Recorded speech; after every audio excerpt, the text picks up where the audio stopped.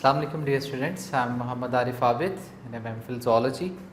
So Biology Part 2 आपका lecture है chapter number 15। आज हमारी डिस्कशन है excretion in a different invertebrate organism. Then हम डिस्कस करेंगे वर्टिब्रेट। ठीक है। So first of all excretion in hydra. Hydra एक डिप्लोब्लास्टिक ऑर्गेनिज्म है। आपने फर्स्ट ईयर में पढ़ा होगा कि ये डिप्लोब्लास्टिक है, डिप्लोब्लास्टिक ऑर्गेनिज्म। और कहाँ पाया जाता है? एक्वाटिक एनवायरनमेंट के अंदर। एक्वाटिक एनवायरनमेंट में ये एग्जिस्ट करता है। ठीक है। अगर आप इसकी मॉर्फोलॉजी बनाए ना, यानी डिप्लोब्लास्टिक ऑर्गेनिज्म ड्रॉ करना चाहें तो इसमें देखिए बेटा, ये इसकी बॉडी लेयर है। आप इसकी फर्स्ट बॉडी लेयर कह लें। उसके बाद अगर आप देखें तो ये इसकी दूसरी बॉडी लेयर है, diploblastic organism. That mean organism which contain two body layer, उसे हम कहते हैं डिप्लोब्लास्टिक ऑर्गेनिज्म। इसके इन लेयर्स के दरमियान में जेली लाइक मटेरियल प्रेजेंट होता है जिसे मिजोग्लिया कहते हैं। ये जो रेड लाइन में लगा रहा हूँ, बड़ी थोड़ी सी होती है, मिजोग्लिया। ठीक है। ये अगर आप इसमें एक्सक्रीशन की बात करें तो it has no any excretory system.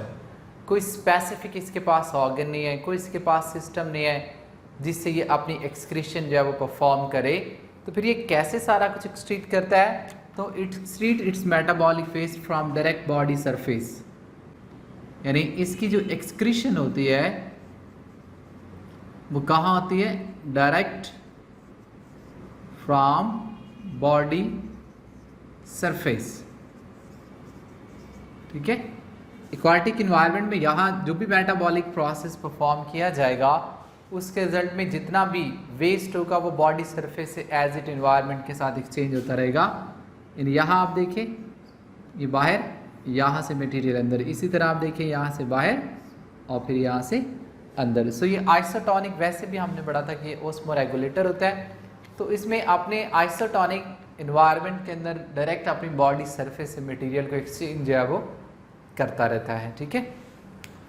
Next सीखिएगा एक्सक्रीशन इन प्लेनेरिया।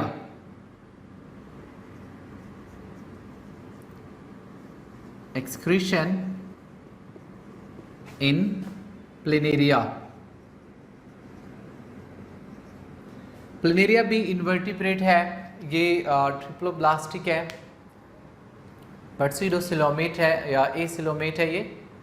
यानी इसमें बॉडी 3 लेयर्स होती हैं। आपने फर्स्ट चैप्टर नंबर 10 में इसको डिटेल से पढ़ा होगा कि अगर आप इसके बॉडी स्ट्रक्चर को देखें ना, मॉर्फोलॉजी एनाटॉमी अगर आप देखें तो उसमें लेट ड्रॉ कि ये इसकी बॉडी सरफेस है।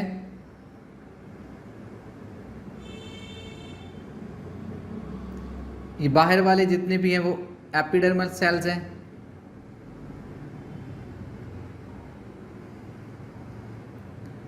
ये single cell layer, it's epidermal sales.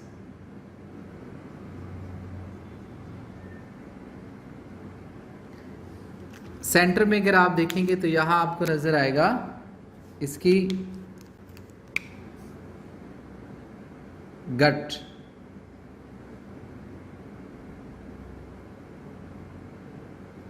ये इसका सारा डाइजेस्टिव एरिया, गैस्ट्रोडर्मल रीजन है। और ये सराउंडिंग पे जितना भी है वो आपके पास सारे का सारा इसका मीजनकाइमा, यानी मीजोडर्म से वहाँ पे मीजनकाइमा, पेरेन्काइमा सेल्स होते हैं। और इसके अंदर डिफरेंट टाइप के टिश्यूज़ वगैरह या मसल्स वगैरह वो जो प्रेजेंट होते हैं, डॉर्सोवेंट्रल मसल, फिर इसमें लॉन्गिट्यूडनल मसल्स प्रेजेंट होते हैं, और फिर इसमें सर्कुलर मसल्स वो भी प्रेजेंट होते हैं। ठीक है। तो ये इसका इससे एक्सक्रीटरी सिस्टम इसके पास स्पेसिफिक होता है जिसे आप कहते हैं protonephridium. It's a very important question, what is a protonephridium system? देखिए, इट हैज़ स्पेशल एक्सक्रेटरी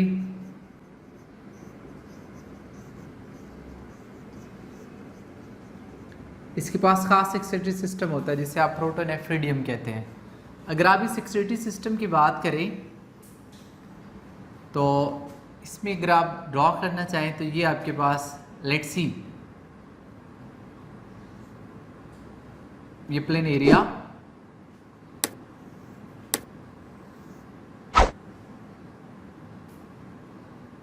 इसके अंदर इसका एक्सक्रीटरी सिस्टम प्रेजेंट होता है।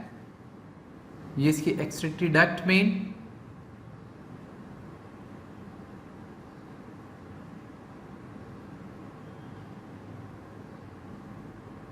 यहां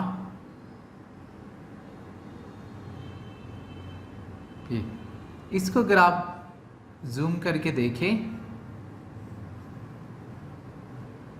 तो आपको कैसे नजर आएगा। हम एक साइड ड्रॉ कर लेते हैं, लेट्स सी ये मेन इसकी एक्सक्रीटरी डक्ट है, यहां ये एक सेल है जिसे आप फ्लेम सेल कहते हैं, ये फ्लेम सेल है और यहां से बॉडी से बाहर इसकी लिटरल साइड पे बॉडी से बाहर इसकी ओपनिंग होती है।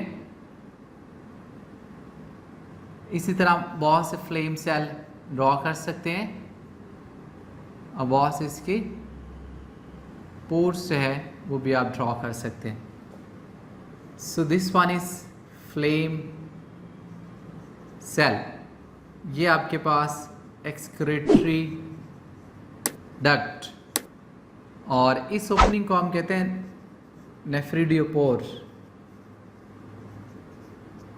नेफ्रिडियोपोर।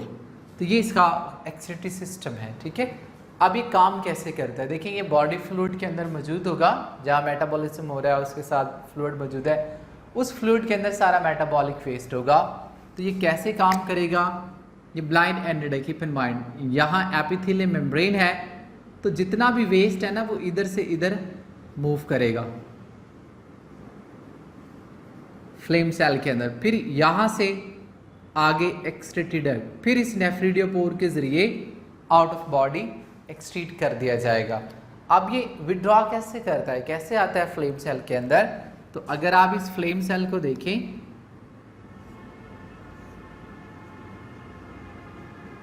How it will perform function, flame cell को आप देखें,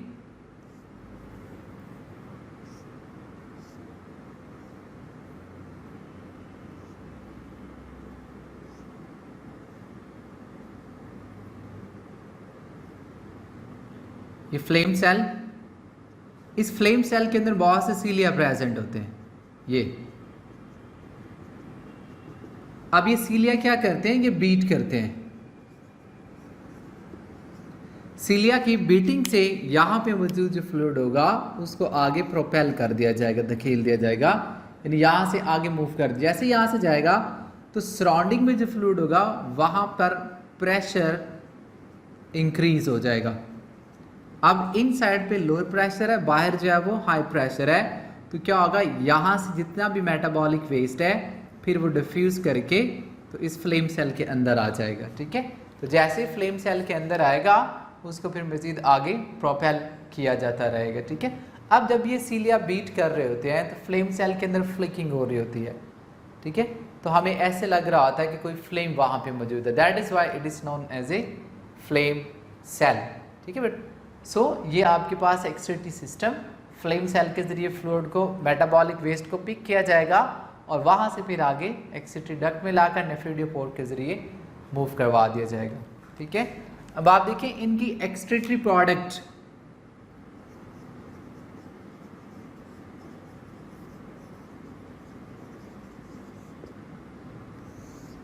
एक्सक्रीटरी प्रोडक्ट में अगर आप बात करें, एक्सक्रीटरी प्रोडक्ट की अगर आप बात करें तो अमूमन जो एक्वाटिक इन्वायरमेंट में है उनमें हमेशा डाइल्यूट यूरिन प्रोड्यूस किया जाता है, लेकिन जो पैरासिटिक होते हैं, पैरासिटिक वो ज़्यादातर क्या करते हैं, होस्ट के ज़रिए, होस्ट के साथ आइसोटोनिक में होते हैं, तो वहाँ वो अपना नाइट्रोजनस एक्सचेंज करते रहते हैं, ठीक है। तो ये इम्पॉर्टेंट शॉर्ट क्वेश्चन है, एक्सक्रीशन इन प्लेन एरिया क्या उसकी प्रोडक्ट है, कौन सा उसका सिस्टम है, ये it's very important question. Specifically what is a flame cell and what is a protonephridial system. इसके बाद अगर आप देखें एक्सक्रीशन इन अर्थवॉर्म,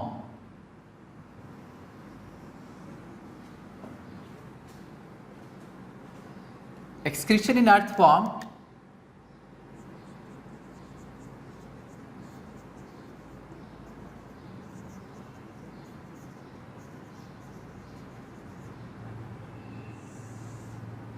अर्थवॉर्म में इसमें भी एक स्पेसिफिक एक्सक्रीटरी सिस्टम होता है जिसे हम कहते हैं मेटानेफ्रिडियम, जो कि क्या है, अर्थवॉर्म का एक्सक्रीटरी सिस्टम है। अब प्रोटोनेफ्रिडियल से ये थोड़ा सा एडवांस है। कैसे? उसमें ब्लाइंड एंडेड था फ्लेम सेल वाला स्ट्रक्चर, लेकिन यहाँ पे आपके पास ब्लाइंड एंडेड नहीं होगा, इट हैज़ ओपनिंग। ठीक है, अगर आप इसका प्रोटोनेफ्रिडियल सिस्टम देखना चाहें तो आप इसका क्रॉस सेक्शन लें। लेट्स सी, ये इसका सेगमेंट है, ये इसका दूसरा सेगमेंट,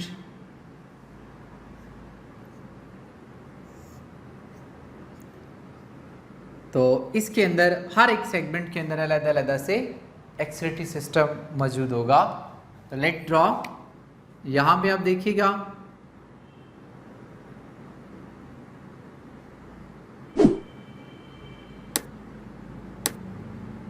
यहां पे ओपनिंग होगी और इस ओपनिंग के ऊपर आपके पास सीलिया प्रेजेंट होंगे।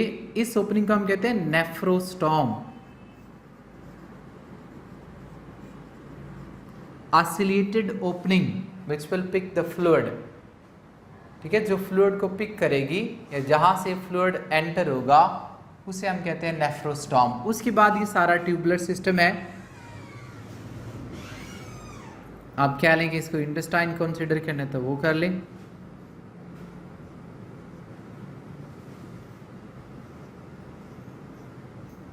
यहाँ पे इसका ब्लैडर और फिर इधर एक इसकी एक्सटर्नल ओपनिंग होगी, इसे हम एज इट नेफ्रिडियोपोरी कहेंगे। नेफ्रिडियोपोर, ये इसका ब्लैडर कंसीडर होता है। बाकी अब इस सिस्टम के राउंड ब्लड वेसल्स प्रेजेंट होती हैं, ब्लड कैपिलरीज प्रेजेंट होंगी,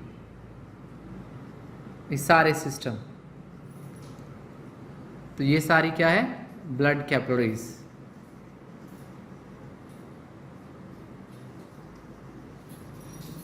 okay, now how it will perform a function, किस तरह से फंक्शन परफॉर्म करेगा। ये वाला नेक्स्ट सेगमेंट के अंदर है, तो यहाँ पे क्या होगा, बीटिंग होगी, यहाँ से सेलोमिक फ्लूइड पिक कर लिया जाएगा। अब ये फ्लूइड यहाँ पे मूव कर रहा है, यानी इस डक्ट के अंदर मूव कर रहा है इस अंदाज में। तो जैसे जैसे वो मूव कर रहा है ना, उसके साथ साथ ब्लड वेसल्स मौजूद है। तो जो भी इस फ्लूइड के अंदर रिक्वायर्ड मटेरियल होगा, लाइक कोई भी बेनिफिशियल प्रोडक्ट उसके अंदर है, कार्बोहाइड्रेट में से कुछ हो सकता है या बाकी कुछ, उसको ये ब्लड कैपिलरी रीअब्जॉर्ब कर लेंगे। अगर उनको वाटर भी रिक्वायर्ड है तो वो भी यहाँ से क्या कर लिया जाएगा, रीअब्जॉर्ब कर लिया जाएगा। ठीक है, अब इस रीअब्जॉर्प्शन के बाद ब्लैडर तक आते आते ये जस्ट वेस्ट बचता है और ये वेस्ट फिर इस नेफ्रिडोपोर के जरिए आउट ऑफ बॉडी भेज दिया जाएगा। ठीक है, तो इस अंदाज में ये सारा जो है वो अपना फंक्शन परफॉर्म कर रहा होता है। अब मेटानेफ्रिडियम मैंने बताया था कि हर पेयर का अपना अपना होता है, हर सेगमेंट का अपना अपना होता है और एक सेगमेंट के अंदर पेयर फॉर्म में मेटानेफ्रिडियम जो है वो प्रेजेंट होगा। तो अगर आप इसको ड्रॉ करना चाहें हर एक के अंदर, तो एक देखिए दोनों लेटरल साइड पे होगा, एक इधर दूसरा उस तरफ। तो यहाँ आप ड्रॉ कर सकते हैं पेयर फॉर्म में। ये इसका सिस्टम है मेटानेफ्रिडियम सिस्टम। ये इसकी ओपनिंग, एक दूसरा पेयर का दूसरा यहाँ पे मौजूद है, दिस वन,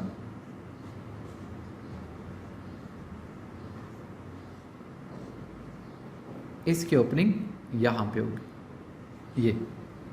सो ये क्या था, नेफ्रोस्टॉम, ये नेफ्रिडियम,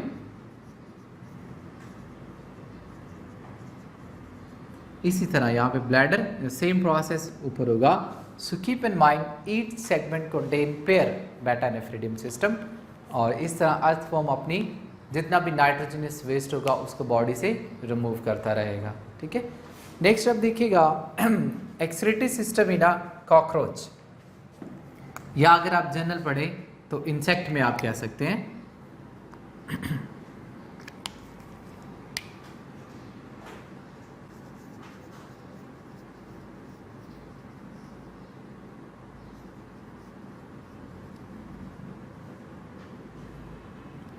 ऑफ इंसेक्ट, कि इंसेक्ट के अंदर क्या होता है, कहाँ पे होता है एक्सक्रीटरी सिस्टम। तो एक्चुअली इंसेक्ट का जो डाइजेस्टिव सिस्टम है उसी के साथ ही एक्सक्रीटरी सिस्टम कनेक्टेड होता है। आपने फर्स्ट ईयर में पढ़ा होगा चैप्टर नंबर 12 के अंदर कि इसका पूरा एक सिस्टम डाइजेस्टिव सिस्टम, जिसमें मैल्पिजन ट्यूब्स, क्रॉप्स, एसोफेगस, ये सारी चीज़ें मौजूद होती हैं। तो उसी डाइजेस्टिव सिस्टम के साथ जो मैल्पिजन ट्यूब्स है एक्चुअल में it's a part of excretory system. वो सारा फ्लूइड में से यानी लिम्फ में से वो सारे का सारा मटेरियल मेटाबॉलिक वेस्ट उठाएगी और फिर उसको सिस्टम के अंदर भेजेगी और क्लोएका के जरिए आउट ऑफ बॉडी एक्सक्रीट कर दिया जाएगा। So let draw it system. इसमें देखें आपके पास ये एसोफेगस, यहाँ आपके पास आ जाएगी क्रॉप, सॉरी गिजर्ड, ये क्रॉप है।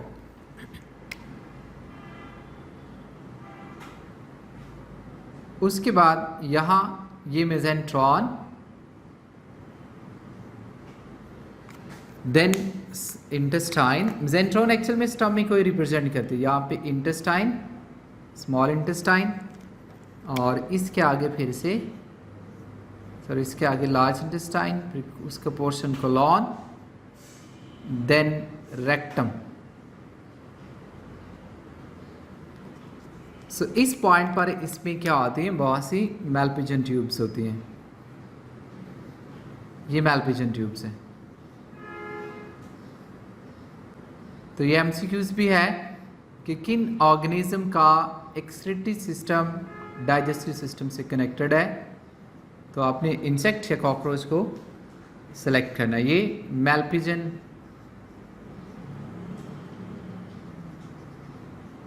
Tubes,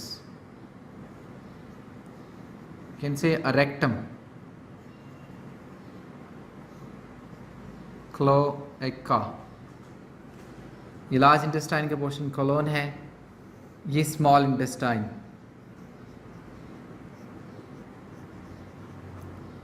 this one is mesenteron,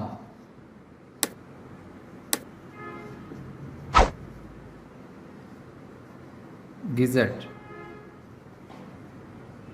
crop, और इसके आगे इसकी ओरल कैविटी। तो ये इसका डाइजेस्टिव सिस्टम है। अब आप देखें ये मैल्पिजन ट्यूब्स जो है ये बॉडी फ्लूइड में है, उसके आगे फिर मसल्स हैं। तो अगर आप इसको देखें, यानी कि बाहर आप इनकी बात करें कि यहाँ पे ये मसल्स हैं, यहाँ भी आप ड्रॉ कर सकते हैं मसल्स। तो मसल्स के अंदर क्या हो रहा है, यहाँ पर मेटाबॉलिज्म परफॉर्म किया जा रहा है। मेटाबॉलिज्म में क्या होगा, nitrogenous waste, metabolic waste produce होगा और वो मेटाबॉलिक वेस्ट मसल से जाएगा फ्लूइड के अंदर, फ्लूइड से फिर मैल्पिजन ट्यूब उसको पिक कर लेंगे। ठीक है, यानी कि अगर आप देखें यहाँ पे मेटाबॉलिज्म हुआ, वेस्ट प्रोड्यूस हुआ, वो फ्लूइड में चला गया, फ्लूइड से आगे मैल्पिजन ट्यूब। अब मैल्पिजन ट्यूब इसको पहुँचाएंगे इस सिस्टम के अंदर, देन इट विल मूव, या मूव करेगा, इधर आएगा और क्लोएका में, रेक्टम में, और क्लोएका के जरिए आउट ऑफ बॉडी एक्सट्रीट कर दिया जाएगा। अगर कहीं रीअब्जॉर्प्शन होनी है किसी मटेरियल की तो पॉसिबिलिटी है कि यहाँ पे हो जाए, ज़्यादातर नहीं होती, लेकिन इस रीजन में हो भी सकती है। सो क्लोएका के ज़रिए मेटाबॉलिक वेस्ट रिलीज़ कर दिया जाएगा। अमूमन इनकी जो एक्सक्रीटरी प्रोडक्ट होती है वो यूरिक एसिड होती है। पिछले लेक्चर में हमने इसको डिस्कस किया था। Excretory product according to availability of the water और इन्वायरमेंट। तो इंसेक्ट के अंदर और कॉकरोच के अंदर जितनी भी मेटाबॉलिक वेस्ट है वो यूरिक एसिड होगा, और uric acid less quantity of water में भी इजीली बॉडी से एक्सक्रीट किया जाता है, और ये लेस टॉक्सिक भी है। सो ये आज का हमारा टॉपिक था, एक्सक्रीशन इन इनवर्टिब्रेट। सारे के सारे टॉपिक बहुत इंपॉर्टेंट है एज ए शॉर्ट क्वेश्चन। यानी अगर आप देखें तो फर्स्ट शॉर्ट क्वेश्चन आपके पास है प्रोटोनेफ्रिडियम, सेकंड मेटानेफ्रिडियम, उसके बाद फ्लेम सेल आपसे पूछा जा सकता है, ठीक है। उसके बाद कॉकरोच के अंदर एक्सक्रीशन पूछी जा सकती है। एज एन एमसीक्यूज इन तमाम की आपसे एक्सक्रीटरी प्रोडक्ट के बारे में भी पूछा जा सकता है, ठीक है। होपफुली कि आपको समझ आएगी। अगर आपके पास कोई भी क्वेश्चन इस टॉपिक से रिलेटेड हो या कोई बात ना समझ में आ रही हो तो हमारे चैनल पे आप कमेंट्स करें, हम उसको रिप्लाई करेंगे। ओके बेटा, अल्लाह हाफिज़।